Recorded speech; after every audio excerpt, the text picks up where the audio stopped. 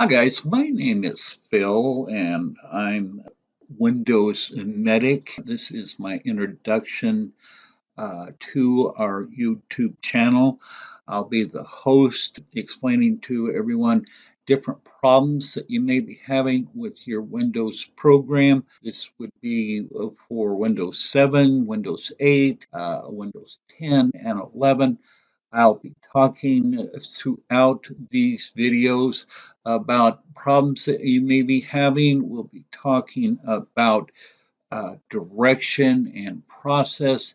What I want to say as part of my introduction is that I want you to be comfortable and I want you to feel like you can ask any question that you may have regarding the processes running with the Windows program.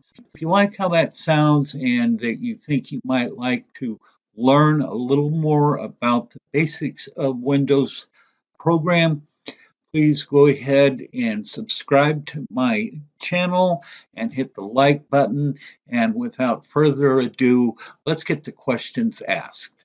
Have a great day. Goodbye.